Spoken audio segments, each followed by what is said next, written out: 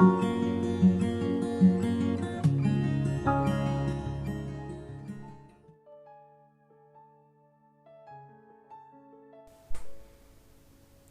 sejahtera bagi Bapak Ibu, saudara-saudari yang dikasihi Tuhan Yesus Kristus. Kiranya hari ini sukacita dan berkat melimpah senantiasa kita terima, dan kiranya pada hari ini juga kita diberi kekuatan untuk menjalani segala aktivitas kita.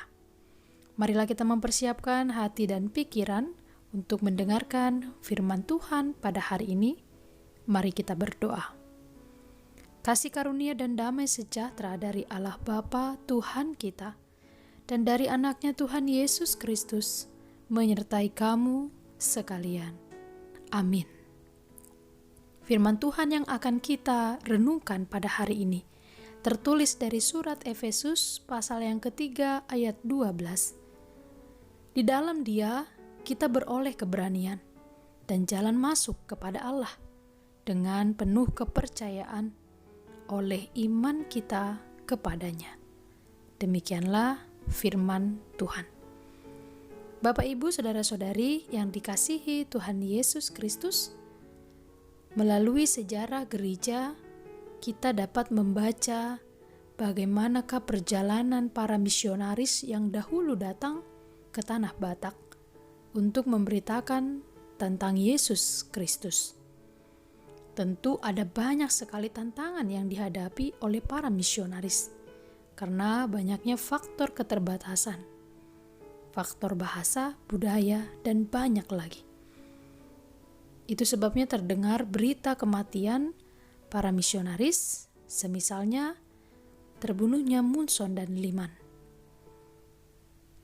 Dan misionaris yang datang ke tanah Batak adalah mereka yang berkulit putih dan matanya putih, dan orang Batak dulu menyebutnya adalah si botar mata.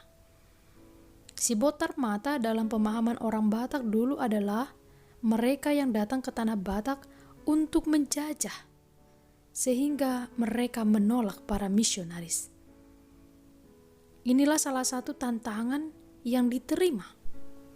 Namun meskipun demikian, I.L. Nommensen yang dikenal sebagai Rasul orang Batak tetap di dalam keberaniannya, dalam doanya, mempersembahkan diri untuk memberitakan kabar baik Injil kepada bangsa Batak.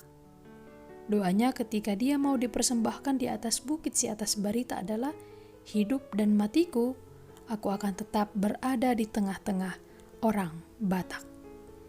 Bapak, Ibu, saudara-saudari yang dikasihi Tuhan Yesus Kristus, apa yang dialami oleh para misionaris dulu ke tanah Batak juga jauh sebelumnya telah dialami oleh Rasul Paulus dalam nats hari ini. Dikatakan bahwa Paulus memberitakan Yesus Kristus kepada bangsa non-Yahudi. Paulus menyebut dirinya adalah tahanan Kristus. Ketika dia memberitakan tentang Injil, ada begitu banyak tantangan yang dia alami. Namun dia berkata, di dalam Dia kita beroleh keberanian dan jalan masuk. Inilah suatu keyakinan, suatu keteguhan iman dari seorang Paulus yang dinyatakan di dalam firman hari ini. Kita melihat bahwa banyak tantangan yang dihadapi oleh Paulus untuk memberitakan Injil. Tapi dia tidak mundur, tetap bertahan, konsisten, meskipun banyak tantangan yang dihadapi.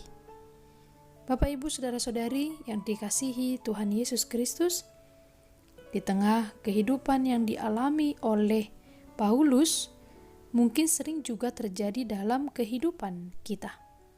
Firman pada hari ini meneguhkan iman kita agar ketika kita mengalami kesusahan dan kesesakan, jangan pernah putus asa dan menjadi tawar hati. Karena justru kesesakan, penderitaan, dan pergumulan bahkan tantangan yang kita terima karena menyampaikan kebenaran firman Tuhan akan membuat kita dikucilkan. Namun, di dalam Tuhan kita akan dikuatkan dan memperoleh keberanian. Janganlah goncang atau kecewa dan janganlah merasa Tuhan meninggalkan kita. Tuhan sungguh hadir dalam situasi kehidupan kita. Dia memberi kita keberanian, keyakinan untuk menyampaikan kebenaran dimanapun kita berada. Sekalipun kita dijauhkan, tapi tetap beritakanlah kebenaran itu. Karena di dalam Tuhan kita akan memperoleh keberanian. Bapak, Ibu, saudara-saudari yang dikasihi Tuhan Yesus Kristus, tetaplah teguh berpengharapan kepadanya, teruslah beritakan firman Tuhan melalui perbuatan dan perkataan kita. Amin. Marilah kita berdoa. Tuhan Allah yang Maha Besar, kami bersyukur hari ini firman-Mu kembali diperdengarkan bagi kami. Ajarlah kami untuk senantiasa memiliki keberanian untuk memberitakan kebenaran firman-Mu. Bila kami memiliki tantangan, kesusahan, akibat kebenaran firman-Mu yang kami pertahankan, tolonglah kami ya Tuhan, agar kami tidak kecewa dan berputus asa. Karena kami percaya Engkau akan memampukan kami melewati segala kesesakan yang kami alami, karena kasih kami kepadamu dan karena kami memberitakan firman-Mu. Ya Tuhan Allah, hari ini kami berserah kepadamu segala aktivitas kami serahkan ke dalam tangan pengasihan-Mu. Melalui anak-Mu Tuhan Yesus Kristus kami berdoa dan mengucap syukur. Amin.